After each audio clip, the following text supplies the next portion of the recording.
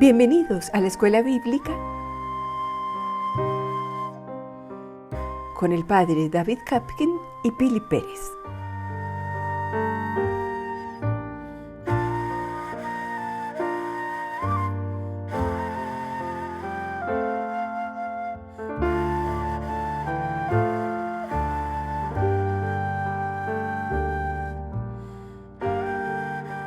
Desde ahora o a partir de este momento vamos a estar estudiando la primera carta a los Corintios del apóstol San Pablo. Claro. ¿Podríamos ubicar un poquito a los oyentes esta primera carta a los Corintios dentro de la vida de Pablo? ¿Cómo sucedió? Claro. ¿Qué era lo que estaba pasando en la vida de Pablo cuando llegó a los Corintios? ¿Cómo era esa ciudad? Es interesante esto. El año pasado, o antes de estudiar la primera Tesalonicenses, yo les decía, ustedes podrán recordar, que prácticamente hoy todos los autores de todas las tendencias están absolutamente de acuerdo que de las cartas tesalonicenses, esta que vamos a estudiar hoy, vamos a empezar hoy, Primera Corintios, también Gálatas, luego Filipenses, van 4, luego Segunda Corintios van 5, Filemón van 6 y Romanos 7. Esas 7 las llaman a veces los autores homologúmena, es una palabra griega que significa reconocidas, es decir, universalmente reconocidas por todos. Indiscutiblemente auténticas de Pablo. Exacto. Es decir, él no las escribió, pues, digamos, en forma directa, porque él no hacía de amanuense, es decir, él no era el que manejaba la pluma y el papiro, ¿no? Pero él las dictó, claramente las dictó, y se nota a veces, digamos, en el tenor mismo de la carta, la forma como él dictaba, como él, por ejemplo, dictando, interrumpía. Su lenguaje. Exactamente, interrumpía una idea y cogía otra y luego volvía a la idea anterior, o se corregía. Por ejemplo, en esta carta vamos a ver eso. Cuando él empieza a recordar a quienes bautizó en Corinto, él menciona unos primero y luego y dice ya ninguno más. Y ninguno más, y de pero pronto. Se me olvidó decir pero si de pronto otros más, y al final que acaba diciendo que no se acuerda si alguno más bautizó. Eso es proceder del dictado, es decir, se ve que el hombre estaba sentado, caminando, y el que copista estaba pues en la mesa con la pluma y el papiro. Pero podríamos hablar, padre, también de que en realidad el escribir sobre papiros era una técnica bien delicada, que no se podía hacer por una mano gruesa como la de Pablo, acostumbrado a trabajar en esas tiendas de campaña, en esas telas que era como más laborioso, entonces sus manos deberían ser como más gruesas, y escribir sobre esos papiros era todo un arte. Era una técnica y un arte, ¿no? Es decir, había amanuenses, personas que eran, digamos, los copistas, los escribientes, y eran, digámoslo así, personas prácticamente dedicadas o que se dedicaban a eso, a la copia, a la confección de documentos. Pablo, al final, en varias cartas, por ejemplo, ustedes recordarán, amables oyentes, al final de Segunda Tesalonicenses, él, digamos, dice que con la propia mano escribe ese saludo. Y también en esta carta a los Corintios vamos a encontrar el saludo, de modo que la gente que recibía el papiro original podía distinguir las dos formas de escritura, la del escriba, la forma de escritura del escriba, con toda la carta, y luego los rasgos quizá un poco más burdos, un poco más bruscos de la mano de Pablo, pues que no estaba habituado a ser escriba, que no acostumbraba él mismo a escribir. Al final aparecía su saludo, que era, digamos, lo que corresponde en nuestras cartas actuales a la firma. Dice en Gálatas, en el capítulo 6, versículo 11, mirad con qué letras tan grandes os escribo de mi propio puño. Quiere decir, toda la carta la escribió el amanuense, pero y la carta de Gálatas tenía su importancia decir, mire que yo la estoy firmando. Entonces por eso se notaba que no era la letra de... ¿Con qué cartas tan grandes? Ustedes saben que cuando los niños empiezan a aprender a escribir, escriben al principio muy grande, muy grande.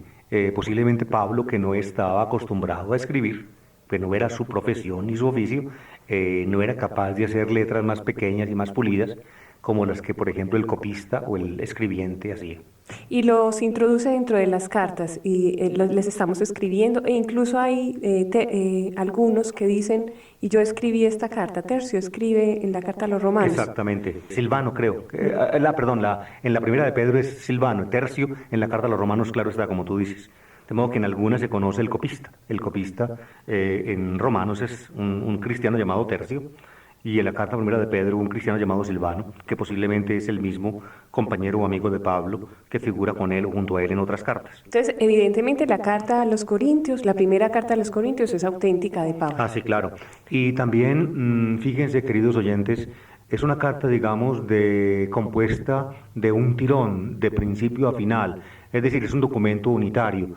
Algunos autores piensan que la carta a los Corintios, así como posiblemente otras cartas de San Pablo, de las cuales hablaremos seguramente más adelante, digamos, resultaron de ir añadiendo pedazos del epistolario paulino, es decir, eran compuestas, en otras palabras, las cartas, digamos, o los cristianos fueron formando las colecciones de las cartas de Pablo, añadiéndole pedazos de una carta a otra carta y así para ir formando como un compendio de esas cartas. Digamos, la segunda carta a los Corintios posiblemente, es decir, con cierta probabilidad, es el producto de una, digámoslo así, de una adición de cartas diferentes de San Pablo. Parece una colcha de retazos. Exacto, y quizá Filipenses también piensan algunos que también es. En cambio esta, sí, Filides. Yo le pregunto una cosa, padre, pero en la primera carta a los Corintios, en el capítulo 5, el versículo 9, exacto, dice, al escribiros en mi carta que no relacionaras con los impuros. Exactamente. Había una carta anterior a Antes, esta. claro, antes de Primera Corintios hubo otra carta que menciona San Pablo allí mismo en 5:9, como tú dices, otra carta que se perdió, es decir, que no se conservó, porque si se hubiera conservado aparecería esa como Primera Corintios y esta posiblemente como Segunda Corintios, esta que estamos viendo. Pero algunos, como les decía ahora, piensan que la Segunda Corintios, la llamada por nosotros Segunda Carta a los Corintios, es una compilación de diferentes cartas de Pablo enviadas a esa comunidad.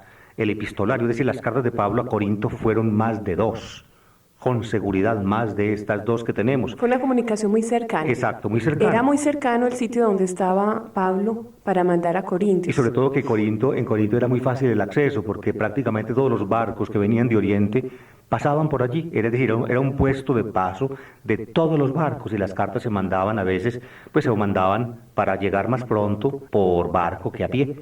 En todo caso, en la Segunda Corintios, piensan algunos, se recuerda o hay partes de esta presunta de esta primera carta o esta carta anterior a Primera Corintios que menciona San Pablo aquí en el texto que leía Pili ahora. Eso dicen algunos autores, pero no todos están de acuerdo. De modo que, pero en cambio, pero volvamos a la idea original.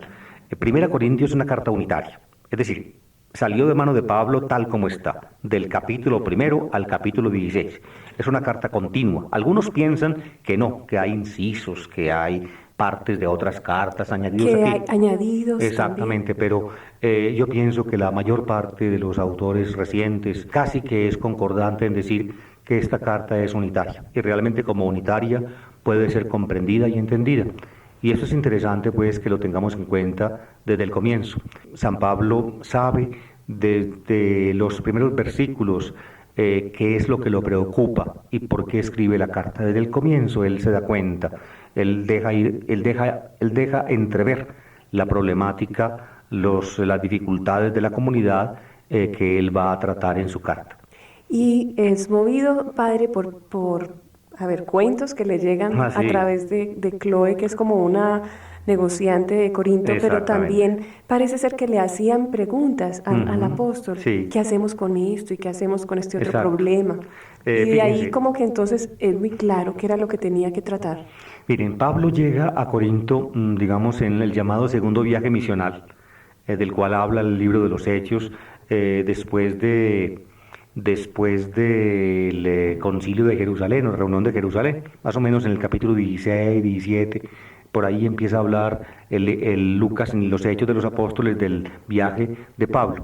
Pablo va primero por el Asia Menor, luego por Tróade, desemboca por mar a Samotracia, de Samotracia pasa a Neápolis, de Neápolis pasa a Filipi, una ciudad griega, de Filipi pasa a Tesalónica, de Tesalónica a Berea, de Berea a Atenas y de Atenas a Corinto, en el segundo viaje.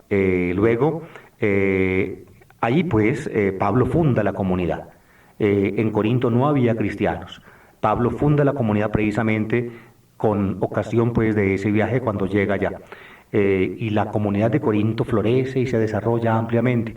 No así, por ejemplo, la de Atenas. En Atenas parece que la comunidad cristiana, digamos, fue un grupito sin mucha importancia. En cambio, en Corinto fue una gran comunidad. Tanto es así, queridos oyentes, que, por ejemplo, a fines del siglo I, es decir, unos 50 años después, o casi 50 años después de que Pablo fundara la comunidad, Papa Clemente, un sucesor de Pedro en Roma, el Papa Clemente I, San Clemente llamamos nosotros, junto con los presbíteros de Roma, le escriben a los corintios una carta que se conserva, donde se les aconsejan para superar dificultades que tenía la comunidad. Si la comunidad a final del siglo I tenía problemas y dificultades, era una comunidad viva, porque precisamente en una comunidad viva son posibles problemas y dificultades. En cambio, cuando una cosa se está muriendo y no tiene importancia, ni problemas hay, porque todo el mundo ya está yerto y frío como muerto. En todo caso, ya a fines del siglo I escribe San Clemente esa carta a los corintios, perdón. Se ve pues que 50 años, casi 50 años después de que Pablo la fundara, la comunidad seguía viva y floreciente.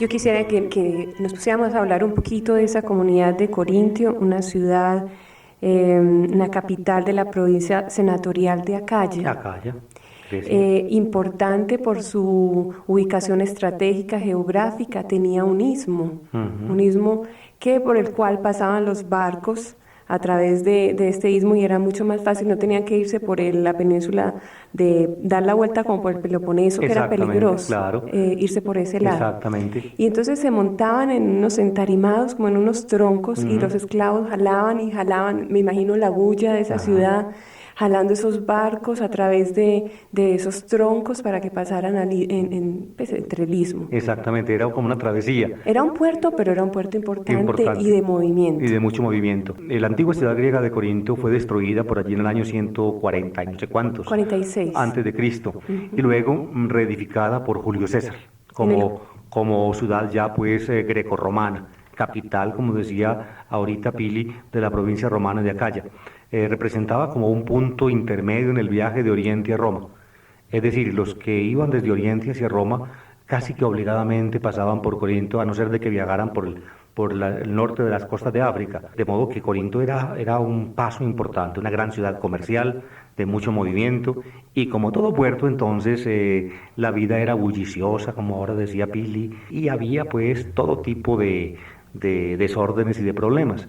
También eran como el punto de peregrinación de los fieles de la diosa Afrodita. La diosa Afrodita en un principio era la diosa de la guerra. Las mujeres le hacían sacrificios para que los hombres se portaran valientes durante la guerra. Y después se convirtió. Pero después se convirtió en la diosa del amor.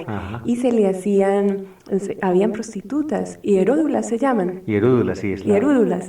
Y eran entregadas... Servidoras sagradas. La palabra hieródula significa servidora sagrada. Pero no eran prostitutas comunes y corrientes. No eran sumamente finas. Tan importantes que tenían puestos en los templos, sí, tenían sus puestos marcados, eran muy importantes. Podía haber prostitutas, sí, en el puerto común y corriente. Claro.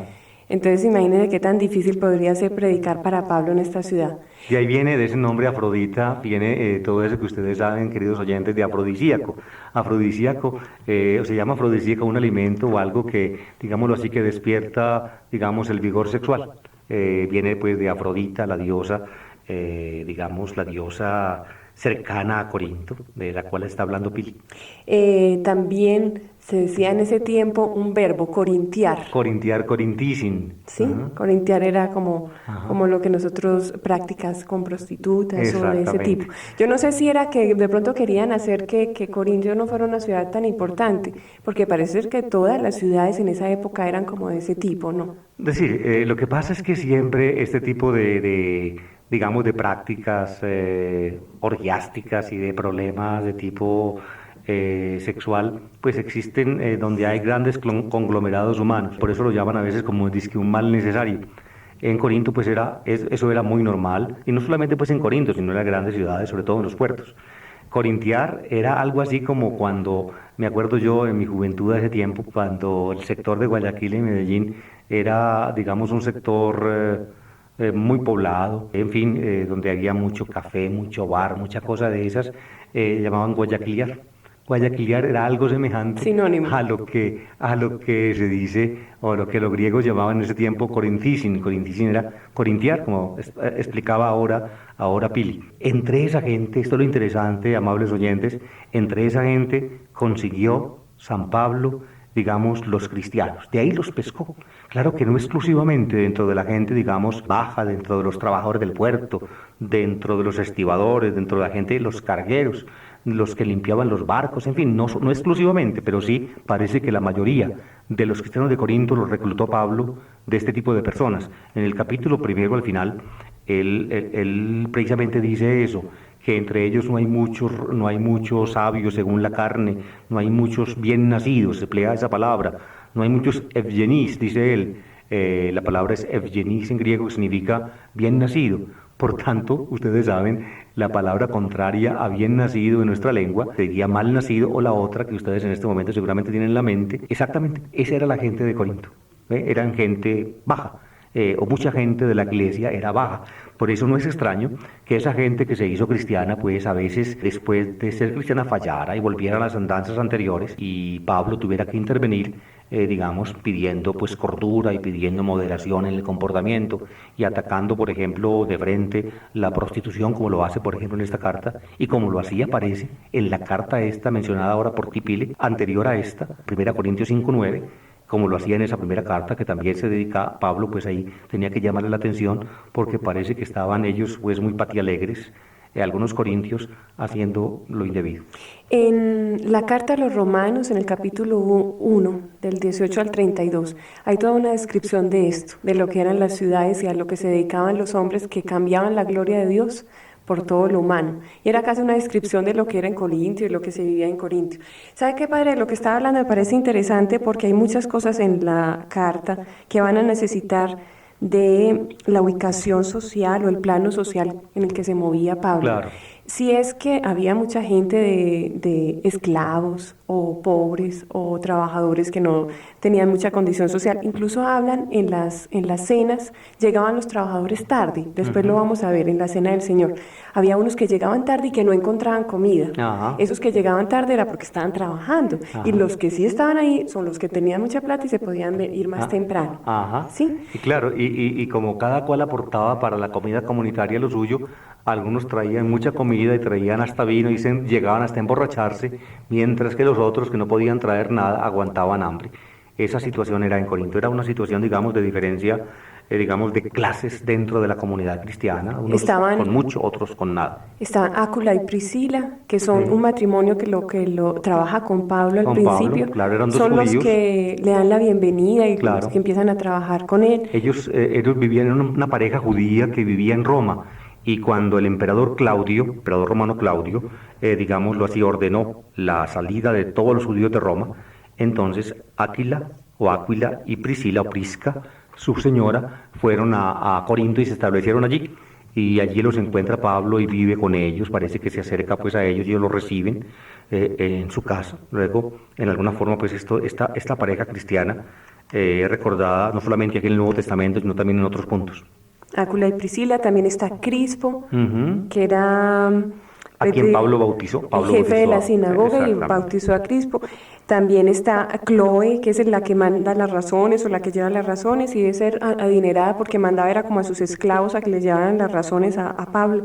de tal forma que la iglesia de Corinto era una iglesia socialmente muy diversa y por eso eran también los problemas, padre. Claro. Y además de problemas de tipo moral, como aparecen, digamos, en esta carta, también hay problemas, digamos, llamémoslo de tipo ideológico, es decir, de comprensión del Evangelio. Parece que había una tendencia a comprender el Evangelio mal. A Pablo no le gustaba esa forma de entender ellos el Evangelio y por eso dedica toda la primera carta de la carta, los primeros 4 capítulos, precisamente a profundizar la identidad del Evangelio, qué es el Evangelio cristiano, y en su comparación con la sabiduría del mundo. Sabiduría era un término, digamos, muy normal en boca de los griegos. Los griegos son, podríamos llamarlo, el pueblo sabio por excelencia.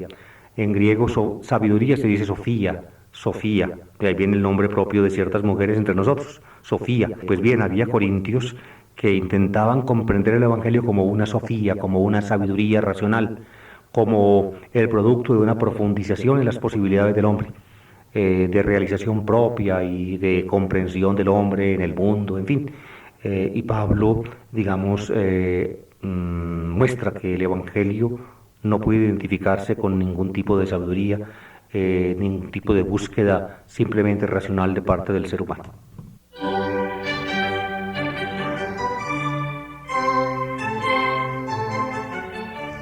Tocabas ahora, con el matrimonio de Áquila y Priscila, un punto importante para determinar la duración de la estadía de Pablo en Corinto. Son 2 detalles. El que decías ahora, y es importante como señalarlo más claramente, Áquila y Priscila venían de Roma porque el emperador Claudio había decretado de que, al parecer no todos los judíos, sino algunas iglesias, algunas sinagogas o algunos que se estaban sublevando, él decía, como los judíos se sublevan continuamente instigados por cierto Crestos, los echó de Roma. Ajá.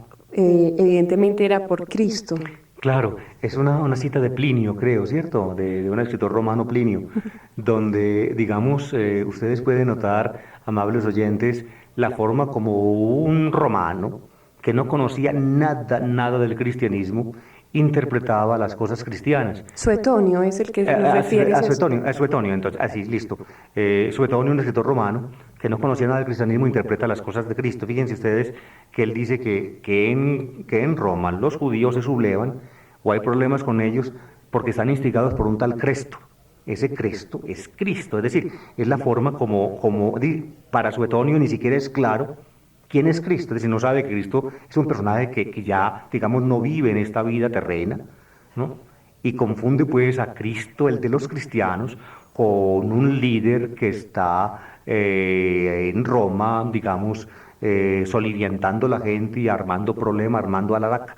Es interesante. Pero es interesante ver que es mucho antes de la llegada de Pablo a Roma. Claro, había cristianos antes de la llegada de Pablo por eso, a Roma. Cuando Pablo escribe la carta a los romanos, se la escribe en la comunidad que ya existía, con la cual él no había tenido contacto, y por eso busca establecer contacto porque él quiere ir a Roma, y de hecho pues a Roma llega. La comunidad cristiana de Roma es mucho más antigua, seguramente surgió en la década de los años 40, tal vez por judíos helenistas que partieron de Palestina y fueron hacia la capital del imperio y allí fundaron la comunidad. Y la expulsión no debió haber sido, como yo decía, no de todas las comunidades, sino de algunas. De algunas, sí. Porque cuando llegó Pablo encontró también ya su comunidad. Es que después volvieron, ¿no es cierto? A los cristianos los echaban de todas partes, pero ellos hacían lo posible por volver. Y ustedes saben que las leyes, pues a veces después de que son promulgadas y se cumplen al principio, pues después dejan de cumplirse y se vuelven más elásticas y flexibles, sí. Bueno, y el otro detalle es el final de la estancia en Corintio de Pablo, y es porque Pablo fue llevado ante el procónsul Galión. Y entonces en un escrito como que se puede determinar más o menos en qué época fue procónsul Galión claro. de Corinto. Galión es un personaje pues mentado en Hechos de los Apóstoles, capítulo 10 y ¿qué? 18 o 19, por ahí debe estar. 18, 11 más o menos. Exactamente, ahí lo mienta el autor de Hechos de los Apóstoles, era procónsul, es decir, era el jefe romano de la provincia romana de Acaya y tenía su sede en Corinto. A Galión le llevan el caso de Pablo los judíos, porque Pablo pues prácticamente les dividió la sinagoga, es decir, creó alboroto y dificultad en medio de los judíos que iban a la sinagoga de Corinto. Entonces lo acusan ante el procónsul y el procónsul se decide en favor de Pablo. Él no se decide en favor, sino dice, yo no me tengo que meter en esos En este asunto, asuntos. claro, es decir, Esos no asuntos interviene son de ustedes. como ellos querían. Eso. Entonces la gente le pega, es una pela muy grande al jefe de la sinagoga. Sí, al de la sinagoga. Y ahí sale Pablo. A raíz de eso, pues Pablo sale de Corinto. Y sale de Corinto y se dirige, digamos, otra vez a Oriente. A Éfeso va y les promete pues que se va por un momentico, pero que después vuelve. Y después vuelve a Antioquía y después empieza ahí otra vez su tercer viaje. Exactamente, y en ese ya tercer viaje, estando en Éfeso, es cuando Pablo escribe esta primera carta a los Corintios. Muy posiblemente, tú decías ahora de la época en que gobernó Galión. A Galión lo conocemos pues por el dato bíblico de Hechos de los Apóstoles y también por datos de la historia romana. Por favor. Entonces, Pili. más o menos la estadía de Pablo, o sea, con un error puede ser entre el invierno del 49 o del 50 al verano del 51 o del 52. O sea, es un año, casi 2 años, más o menos. Son un año y 8 meses, algo así. Exactamente, de modo que fíjense, queridos oyentes, Pablo, más o menos en el año 50, estaba en Corinto. Año 50. Esta carta proviene de la estadía de Pablo en Éfeso, y la estadía de Pablo en Éfeso va desde el 55 al 57, por allí. De modo que la primera Corintios, digamos, está a unos 5 años o 6 años más o menos de la estadía de Pablo en Corinto, pues de la época en que él evangelizó en Corinto, porque él fue a Corinto varias veces, fue por lo menos 3 veces a Corinto. De modo que hay una distancia más o menos de unos 5 años entre la época larga en que Pablo estuvo en Corinto y fundó la comunidad y la confección o la escritura de esta primera carta a los Corintios que estamos estudiando.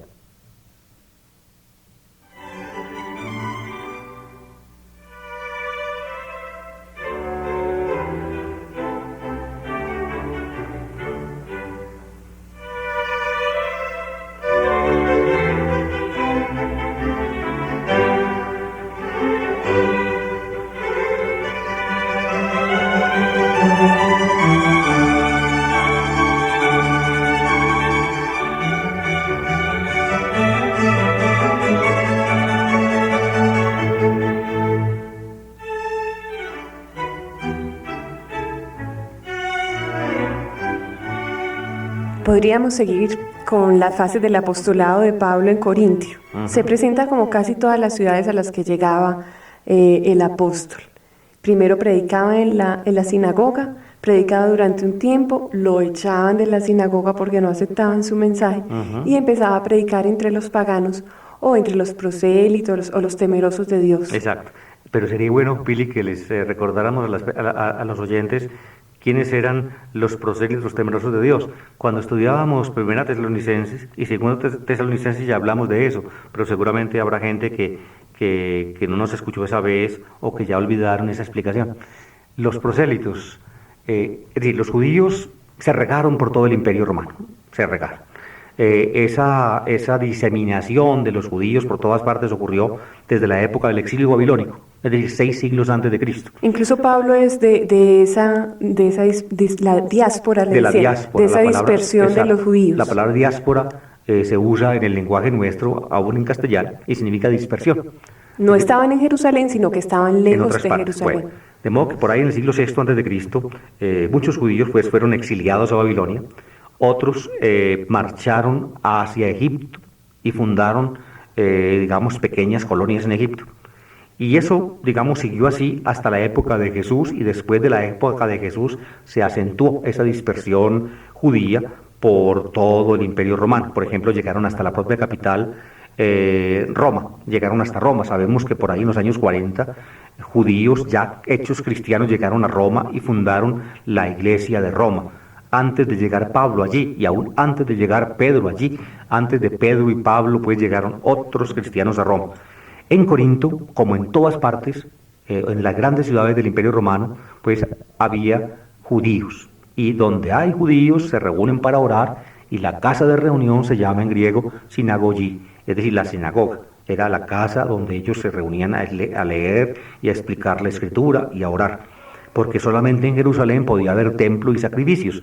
En las demás partes solamente había lectura de la Biblia, oraciones, cantos, en fin, explicación de la Biblia, pero nunca sacrificios ni oblaciones que estaban, digamos, necesariamente circunscritas al templo de Jerusalén. Pues bien, en Corinto había una sinagoga y allí se reunían los judíos. Allá llegó Pablo.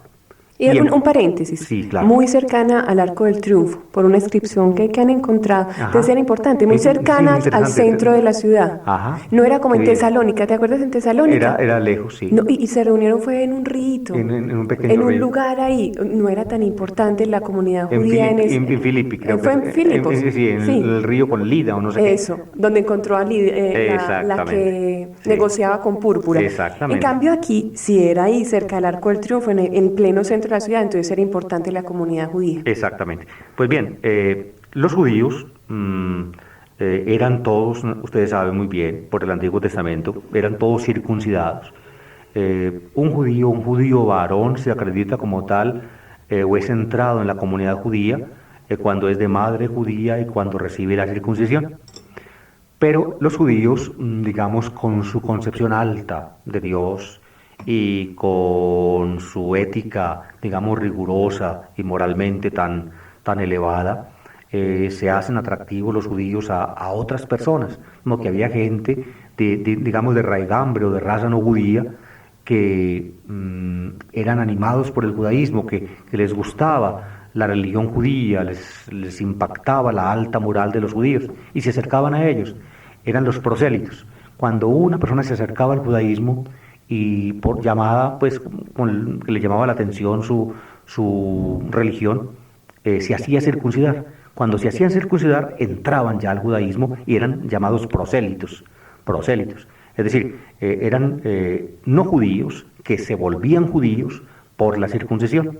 En cambio había otros que también se admiraban de la religión judía, pero no se hacían circuncidar. Y no solo circuncidar, sino que no seguían al pie de la letra la ley judaica. Exacto. Para ser prosélito se necesitaba la circuncisión y seguir todos los preceptos, sobre todo alimenticios. Lo que llaman los judíos hoy kosher. Una comida kosher significa una comida, digamos, que guarda todos los miramientos a las prescripciones legales judías, que son muchas y muy complicadas. En todo caso, los temerosos de Dios eran los que admiraban la religión judía, pero no cumplían toda esa cantidad de prescripciones y no tenían la circuncisión. Entonces, entre ellos fue que empezó Pablo su predicación, y empieza su predicación ahí en la sinagoga.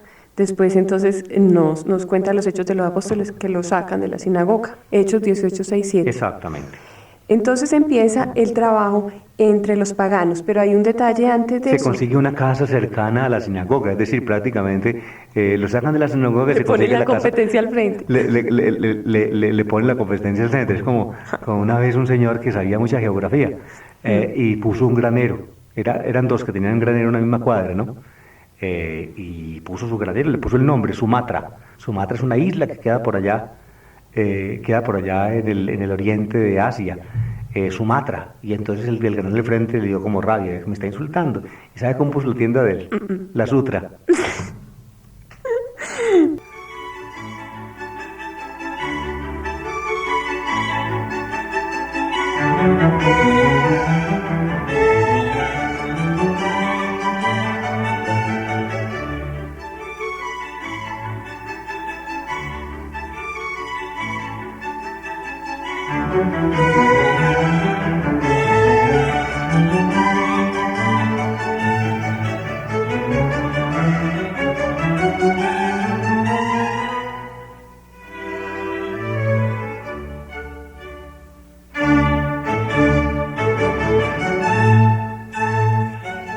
El detalle que iba a notar es que empieza Pablo a trabajar cuando llega a Corintios con Áquila y Priscila. Empieza a trabajar como constructor de telas de tiendas de campaña.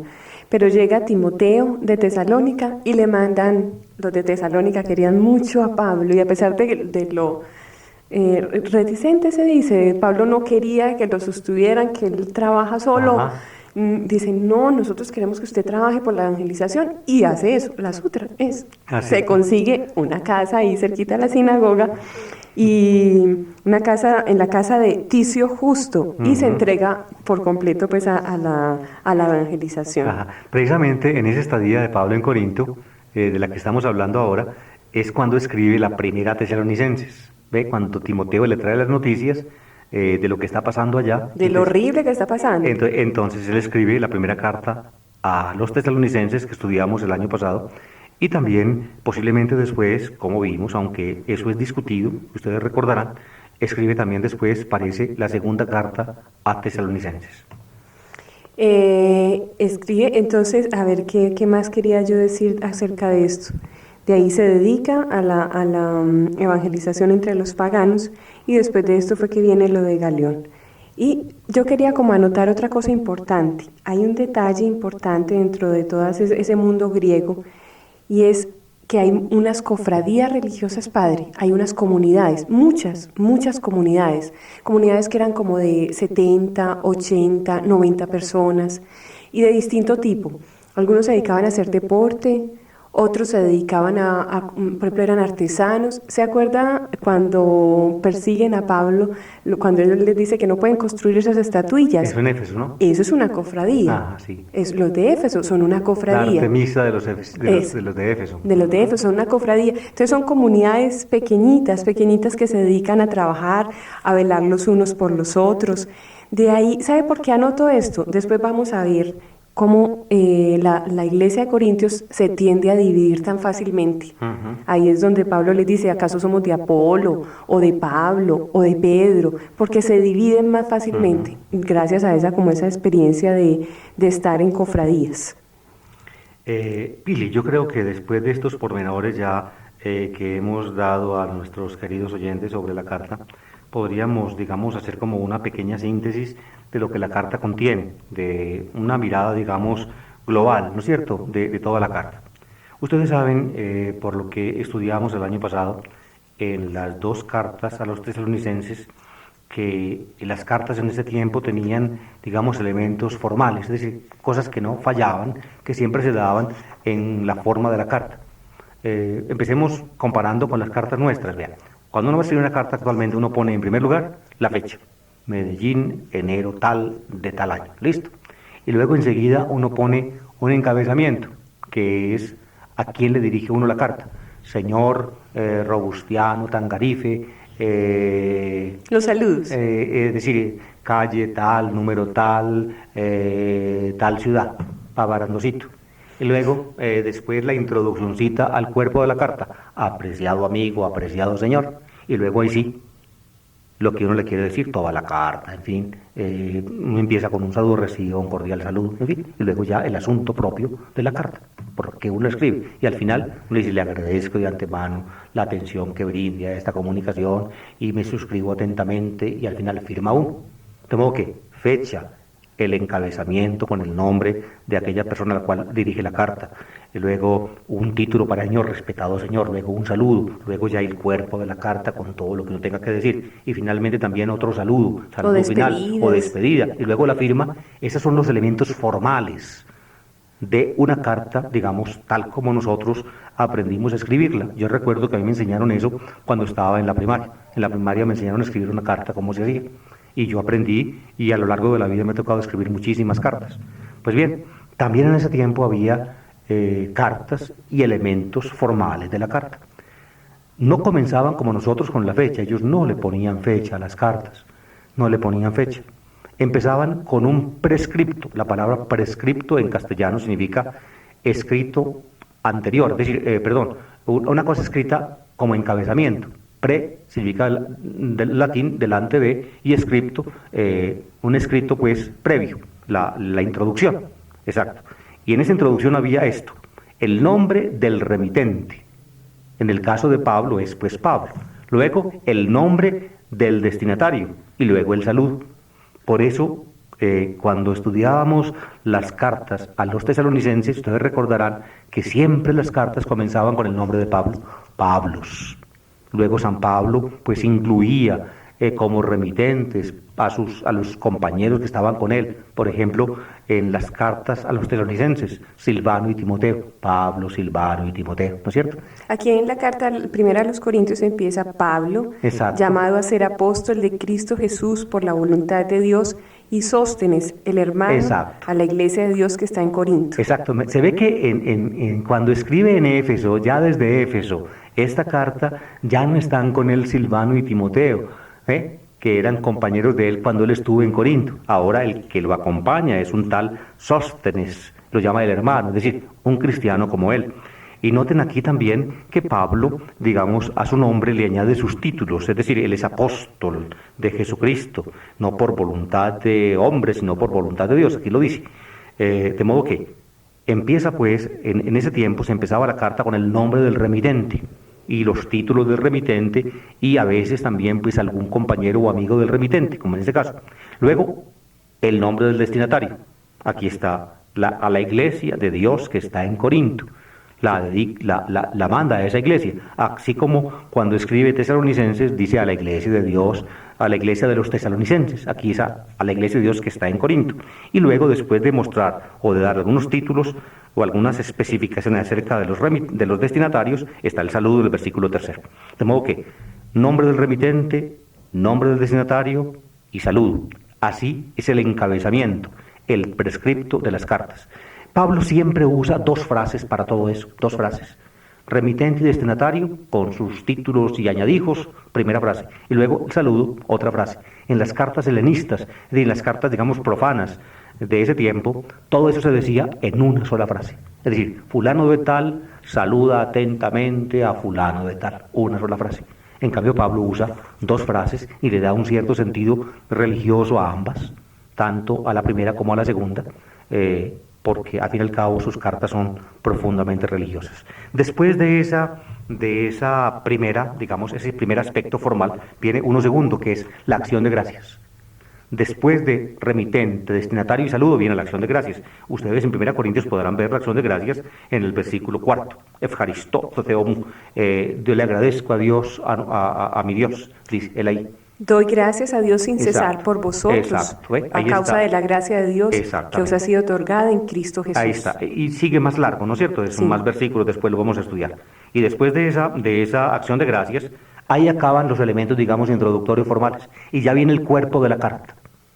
El cuerpo de la carta va... Un paréntesis. Sí, Pili, bien puedes. En todas las cartas escribe eso, excepto en la carta a los Gálatas. Así, porque estaba tan furioso Estaba con los tan Gálatas, bravo. Que en lugar de decirle, te doy gracias a Dios, va viendo y me admiro de que ustedes... Los regaña. Los regaña desde el comienzo.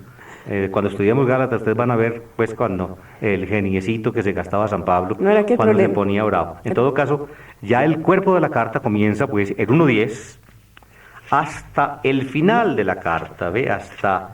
Por aquí ustedes seguramente sentirán en sus radios el sonido de cómo voy pasando las páginas de mi Nuevo Testamento, que lo tengo aquí a mano. En griego, que no entiendo ni pito, hasta que estudie yo eso. Pero va a estudiar. Y así hasta el 15:1:51. Exactamente. Ya en el 16 empiezan ya, digamos, los saludos y las recomendaciones. Pero largo. Sí, claro, como él estuvo en Corinto 1 año y medio, conoció a mucha gente. Conoció a mucha gente, es como cuando uno como sacerdote regresa o recibe, digamos, en la parroquia actual una visita de personas de la otra parroquia que uno estuvo. Entonces uno empieza a preguntar, ¿y qué hay de don fulano? ¿Y qué hay de doña señora? Y vea, y estas que me ayudaban tanto en Semana Santa, ¿y qué le pasó al grupo juvenil? ¿Y dónde está doña Clarita? En fin, uno, claro, ¿por qué? Porque uno, al trabajar en una comunidad, uno se apega a la gente. Pablo estuvo en Corinto durante casi 2 años, año y medio, y conoció muchísima gente, luego volvió otras 2 veces a Corinto, ¿ve? Como que tenía mucha gente conocida ya, entonces aquí lo recuerda a muchos de ellos recuerda a la gente con la cual estuvo y los manda a saludar en la carta. Y mira lo que les dice tan bonito, dice en el versículo 21, el saludo va de mi mano, Pablo. Ajá, ahí está, al final, él escribía las últimas líneas, ¿ve? Que seguramente se distinguían por la letra un poco burda, como dicen Gálatas, letra grande, burda, distinta de la letra pulida y más bonita del escriba. Y finalmente, al final, pues termina con un saludo y una bendición.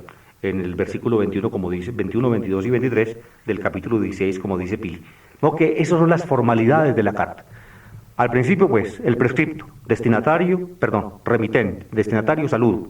Luego, acción de gracias. Luego el cuerpo de la carta con todo lo que tenga que decirles. Y al final, saludos, recomendaciones y bendición. Y en Pablo, muy a menudo, pues una notita personal escrita directamente por su propia mano.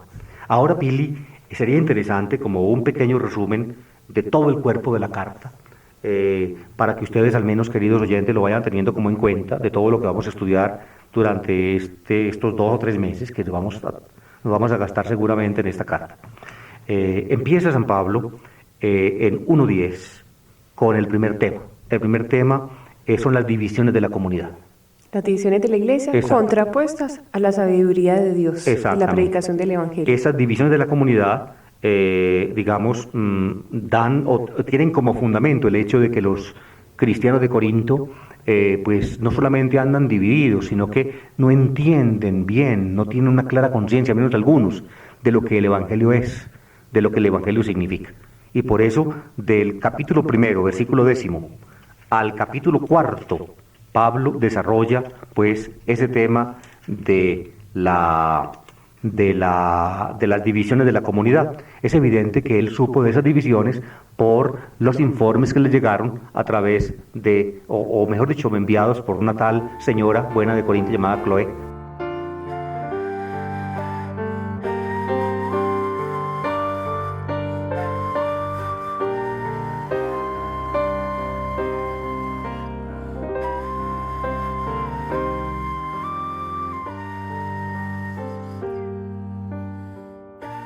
Hemos llegado al final. Gracias por estar con nosotros. Los acompañamos el padre Adi Katkin y Pili Pérez. Que el Señor los bendiga.